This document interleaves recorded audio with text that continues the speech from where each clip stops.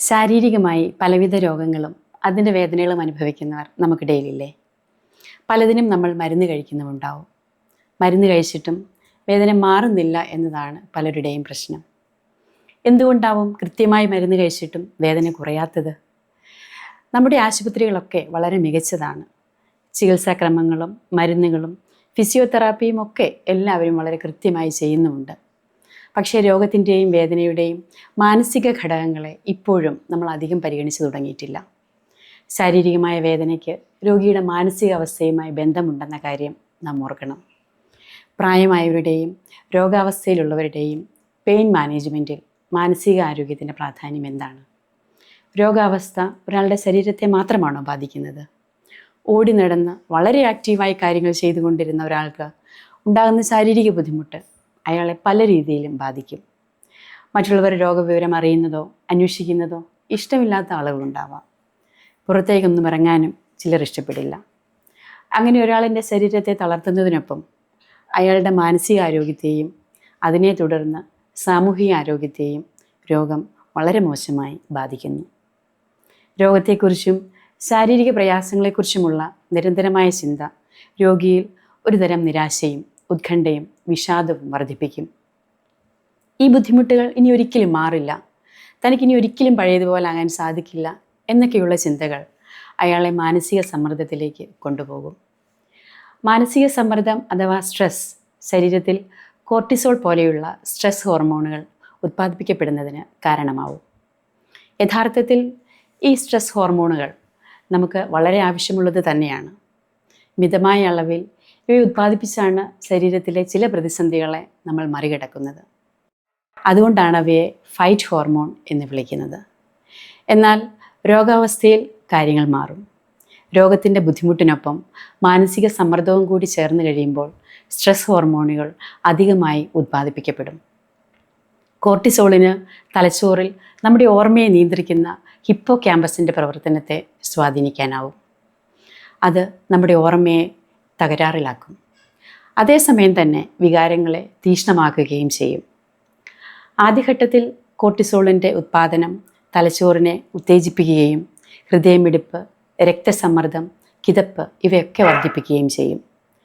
രോഗിയുടെ മാനസിക സമ്മർദ്ദം നീണ്ടു നിന്നാൽ അമിതമായി ഉത്പാദിപ്പിക്കപ്പെടുന്ന കോർട്ടിസോൾ രക്തസമ്മർദ്ദം കൂടുതൽ ഉയർത്തും. രക്തത്തിലെ പഞ്ചസാരയുടെ അളവ് വർദ്ധിപ്പിക്കും. അസ്ഥികളെ ദുർബലമാക്കും. ശരീരഭാരം വർദ്ധിക്കുന്നതിന് കാരണമാകും. കോർട്ടിസോളിൻ്റെ അമിത പ്രവർത്തനവുമായി ബന്ധപ്പെട്ട ഈ അവസ്ഥയ്ക്ക് കുഷിംഗ് സിൻഡ്രോം എന്നാണ് പറയുന്നത്. ഇവിടെ നാം ഓർക്കേണ്ട ഒരു കാര്യമുണ്ട്. നമ്മുടെ തലച്ചോറിൽ സ്ട്രെസ്സിൻ്റെയും പെയിൻ്റെയും സിഗ്നലുകൾ പ്രോസസ്സ് ചെയ്യുന്ന ഭാഗങ്ങൾ വലിയ തോതിൽ ഓവർലാപ്പ് ചെയ്താണിരിക്കുന്നത്. സ്ട്രെസ് സെൻ്ററായ ഹൈപ്പോതലാമസ്, അമിഗ്ഡാല എന്നീ ഭാഗങ്ങളും പെയിൻ സെൻ്ററായ തലാമസ്, സൊമാറ്റോസെൻസറി കോർട്ടെക്സ് തുടങ്ങിയ ഭാഗങ്ങളും ഓവർലാപ്പ് ചെയ്തിരിക്കുന്നതുകൊണ്ട് ഒരു സെൻറ്റർ ആക്റ്റീവായാൽ ഓട്ടോമാറ്റിക്കായി മറ്റേ സെൻറ്ററും ആക്ടിവേറ്റ് ആവും. അങ്ങനെ സമ്മർദ്ദം വേദനയെ വർദ്ധിപ്പിക്കും, വേദന സമ്മർദ്ദത്തെയും. ശാരീരിക മാനസിക സമ്മർദ്ദം കൂടുന്നതനുസരിച്ച് ശരീരം കോർട്ടിസോൾ, അഡ്രിനാലിൻ തുടങ്ങിയ ഹോർമോണുകൾ കൂടുതൽ ഉത്പാദിപ്പിക്കും. ഇത് രോഗിയുടെ പെയിൻ ത്രെഷോൾഡ് താഴ്ത്തി ചെറിയ വേദന പോലും തിരിച്ചറിയുന്ന അവസ്ഥയിലേക്ക് രോഗിയെ എത്തിക്കുകയും വേദനയെക്കുറിച്ചുള്ള അവബോധം വർദ്ധിപ്പിക്കുകയും ചെയ്യും. ഇതൊരു സൈക്കിൾ പോലെ തുടരുമ്പോൾ രോഗിയുടെ അവസ്ഥ കൂടുതൽ പ്രയാസമാവും.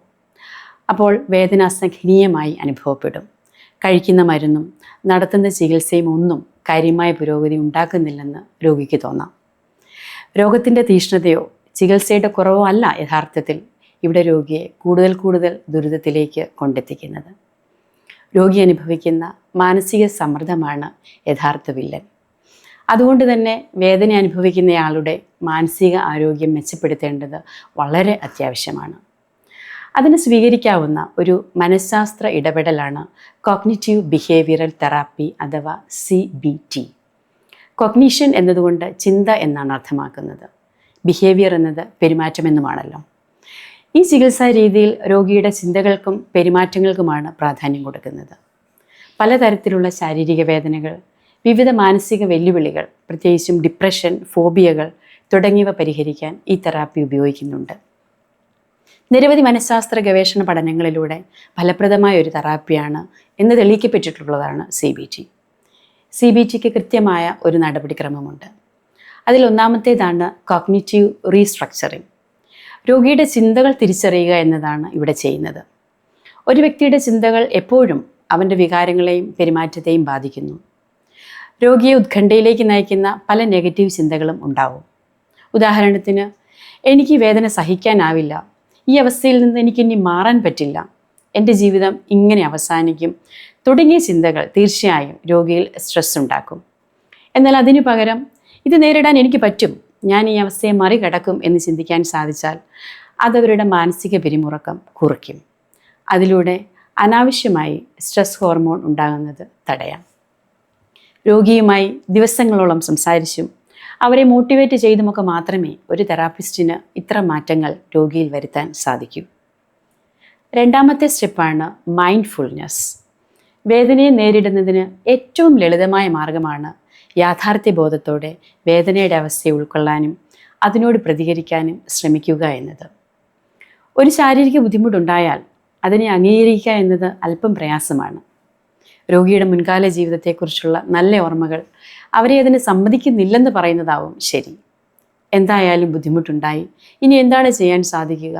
മനസ്സിനെ ശാന്തമാക്കി ഉണ്ടായ ബുദ്ധിമുട്ടുകളെ കുറച്ചു കാലത്തേക്ക് മാത്രമുള്ള ഒരു പ്രതിസന്ധിയായി കരുതാൻ രോഗിയെ പ്രാപ്തരാക്കണം. ഇതിന് മെഡിറ്റേഷൻ പോലെയുള്ള മാർഗങ്ങൾ ഉപയോഗിക്കാം. അനാവശ്യമായി മനസ്സിനെ അലയാൻ വിടാതെ ചിന്തകളെ നിയന്ത്രിക്കാൻ അതിലൂടെ സാധിക്കും. മൂന്നാമത്തെ സ്റ്റെപ്പാണ് ബിഹേവിയറൽ റീസ്ട്രക്ചറിങ്. വ്യക്തിയുടെ പെരുമാറ്റം തിരുത്തുന്നതിലൂടെ അവൻ്റെ ചിന്തകളിലും വികാരങ്ങളിലും മാറ്റം വരുത്താൻ കഴിയും. തീവ്രവേദന അനുഭവിക്കുന്ന ഒരാൾക്ക് പൊതുവെ ഒന്നിനോടും ഒരു താല്പര്യവും കാണില്ലല്ലോ. അവർ എല്ലാ കാര്യങ്ങളിൽ നിന്നും അകന്നു നിൽക്കാനാവും ഇഷ്ടപ്പെടുക. പക്ഷേ അവരെ അങ്ങ് വിടാതെ രോഗിക്ക് താല്പര്യമുള്ള കാര്യങ്ങൾ കണ്ടെത്തി പറ്റുന്ന രീതിയിൽ അവരെ അതിലൊക്കെ ഉൾപ്പെടുത്തി അതിലൂടെ കൂടുതൽ ആത്മവിശ്വാസമുള്ളവരാക്കാനാണ് CBT ശ്രമിക്കുന്നത്. രോഗിയെ എൻഗേജ് ചെയ്ത് കൂടുതൽ ആക്റ്റീവ് ആക്കുന്നതിലൂടെ വേദനയെക്കുറിച്ചുള്ള അവരുടെ ചിന്തകൾ കുറയ്ക്കാം. ആക്ടിവിറ്റി പേസിംഗ് ആണ് നാലാമത്തെ സ്റ്റെപ്പ്. രോഗിയുമായി ബന്ധപ്പെട്ട കാര്യങ്ങൾ അല്ലെങ്കിൽ ഓരോ ദിവസവും ചെയ്യാനുള്ള ജോലികൾ രോഗിയുമായി ആലോചിച്ച് ചെറിയ ഘട്ടങ്ങളായി വിഭജിച്ചു കൊടുത്തുകൊണ്ട് അവ മുൻകൂട്ടി പ്ലാൻ ചെയ്യുക. വലിയ ആയാസമില്ലാതെ സ്വയമായി കാര്യങ്ങൾ ചെയ്യുന്നത് അവരുടെ ഉത്സാഹം നിലനിർത്തുകയും വേദനയെക്കുറിച്ചുള്ള ചിന്തകൾ കുറയുകയും ചെയ്യും. അഞ്ചാമത്തെ സ്റ്റെപ്പാണ് അഡ്രസ്സിങ് കാറ്റസ്ട്രോഫൈസിങ്. ശാരീരിക ബുദ്ധിമുട്ട് കൂടുമ്പോൾ ചിലർ കാറ്റസ്ട്രോഫൈസിങ് എന്ന അവസ്ഥയിലെത്തുന്നു.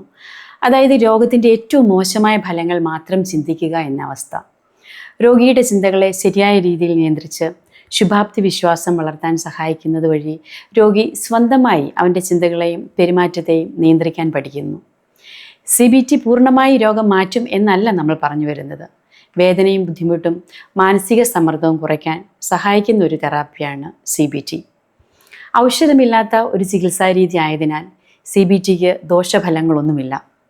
ചികിത്സയുടെ ശരിയായ പ്രയോജനം രോഗിക്ക് ലഭിക്കാനും രോഗാവസ്ഥയെ മറികടക്കാനും പ്രത്യേകിച്ച് രോഗിയുടെ പെയിൻ മാനേജ്മെൻറ്റിലും വളരെ പ്രാധാന്യമുള്ള ഒരു മനഃശാസ്ത്ര സമീപനമായി കോഗ്നിറ്റീവ് ബിഹേവിയറൽ തെറാപ്പി മാറിക്കൊണ്ടിരിക്കുന്നു.